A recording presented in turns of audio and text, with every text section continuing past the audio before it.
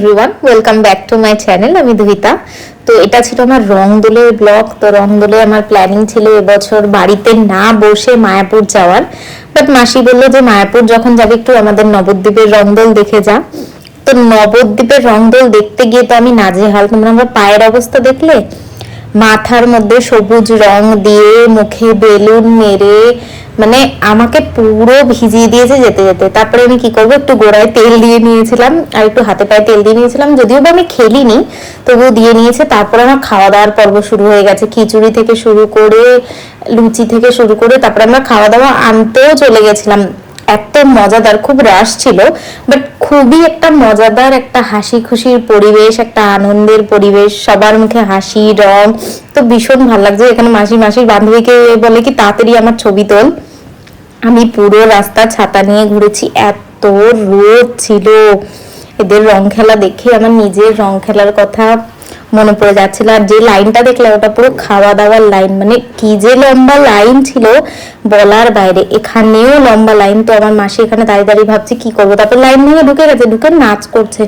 আমার তো টেনশনে অবস্থা খারাপ যে কেউ কিছু না বলে। এরকম খাওয়া দাওয়া জাস্ট দারুণ ছিল। আর ওদের সব থেকে বেস্ট ছিল সিটিং এর ব্যবস্থা, যেটা আমার খুব ভালো লেগেছিল, যে ওখানে বসে খাওয়া দাওয়া। আর আমরা এত কালেক্ট করেছিলাম খাওয়ার দাওয়ার, যেটা আমরা বাড়িতে এসে রাতের বেলা খেয়েছিলাম। এত খাওয়া দাওয়ার খেয়ে একদম ভরপেট ঘুমিয়ে তারপরে আমি বেরিয়ে পড়েছিলাম মায়াপুরের উদ্দেশ্যে। আর এত লোক দেখে আমার মাসি একটু বকছিল আর আমি একটু ভয় লাগছিল, বাবা এত লোক, জানি মায়াপুরে কত না কত ভিড় হবে, বাট সেরকম ভিড় ছিল না, ঠিকঠাক ভিড়ই ছিল।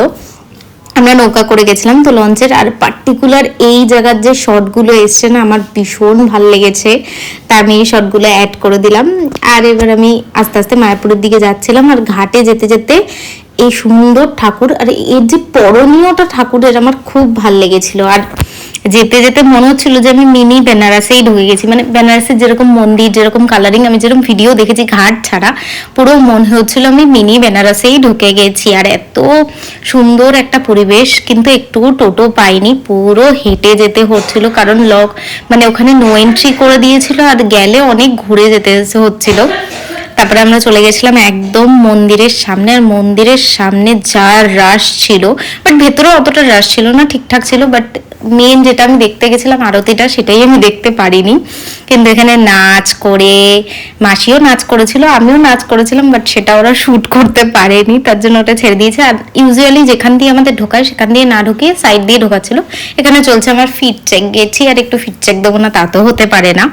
এটা দেখে তো আমি লোভ সামলাতে পারিনি, একটা কিনে নিয়েছিলাম। আর এখানে রিনিদির মাও আমার সাথে গেছিল। আর লাস্টে আসার সময় লঞ্চে করে এসেছি। আর ফাইনালি আসার সময় একটা টোটো পেয়েছি। আর কিটক্যাট না খেলে আমার জমে না। মাসির বাড়ির পেছনেই পুজোটা হচ্ছিল, তাই একটু আমরা যজ্ঞ দেখে তারপরে এই ডগিগুলোকে দেখে একটু ক্যাপচার করে